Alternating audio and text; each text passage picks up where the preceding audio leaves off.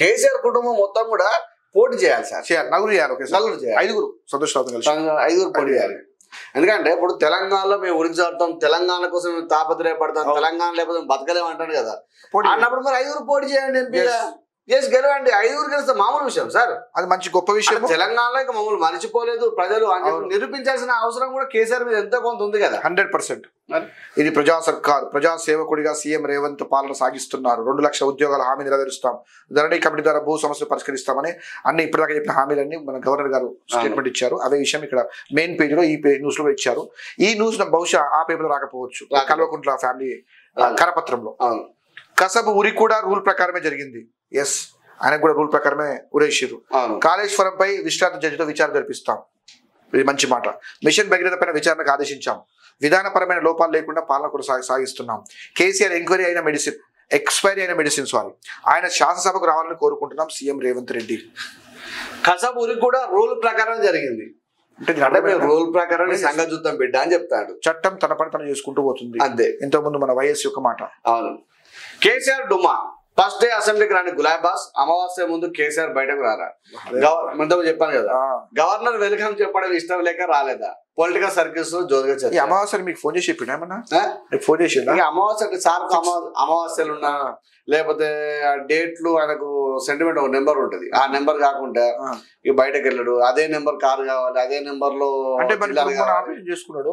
33 జిల్లాలంటే 6 కదా. మీకు ఎప్పుడు ఆపరేషన్ అయినప్పుడు అక్కడ డేట్ చూసుకుని చేయించుకున్నాడా లేకుంటే ముందే అట్లా చూసుకుంటే కింద పడకపోయాడు. ఆ రోజు మిస్ అయినట్టు ఆ రోజు మిస్ అయినందుకు ఇప్పుడు జాగ్రత్తగా ఉంటాడు. ఇంకా రైట్, మంచి పండుగ.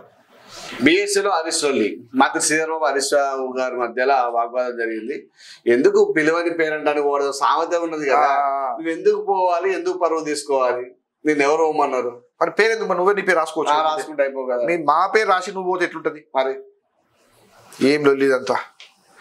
హస్తం హవా, తెలంగాణలో 10 ఎంపీ సీట్లు గెలవబోతున్న కాంగ్రెస్. అంటే ఖచ్చితంగా కూడా అంటే కొంత ప్రభావం ఉన్నది. ఈ 10 గెలవచ్చు, ఒకటి తగ్గచ్చు, ఒకటి పెరగచ్చు. తెలంగాణ రాష్ట్రంలో కూడా బీఆర్ఎస్ కూడా 2 నుంచి 3 స్థానాలు వచ్చే అవకాశం ఉంది. బీజేపీకి ఒక స్థానం తగ్గచ్చు, పెరగచ్చు. ఎందుకంటే రాముడు నడిపించే కాలం ఉంది కాబట్టి బీజేపీకి ఒక స్థానం పెరగచ్చు. బీఆర్ఎస్ వదిలి బీజేపీకి రండి, సేమ్ న్యూస్ ఇప్పటిదాకా చెప్పాను.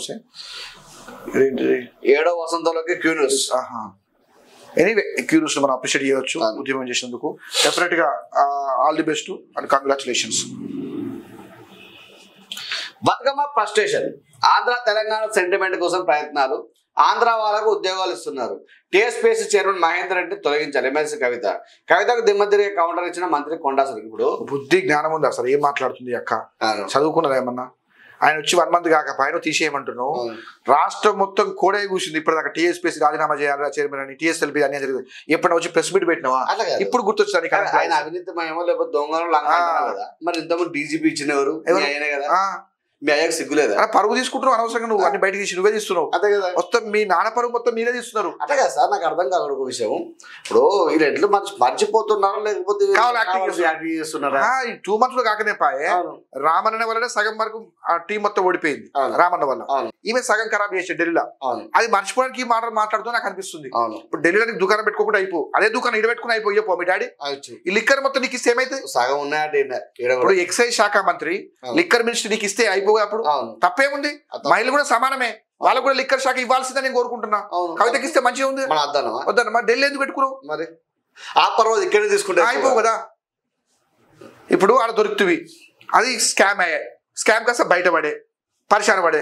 ఇక్కడ ఉద్యోగాలు అంటానా మరి, మన కాంటాక్ట్ లో ఆంధ్రలోకి ఇచ్చినప్పుడు జగన్మోహన్ రెడ్డి వస్తే ఇంట్లో తీసుకుపోయి మాట్లాడుకుంటుంది కదా, మరి ఆంధ్రనే కదా. అప్పుడు మరి చేపలు పుడుతున్నావు కదా, మాట్లాడతావు.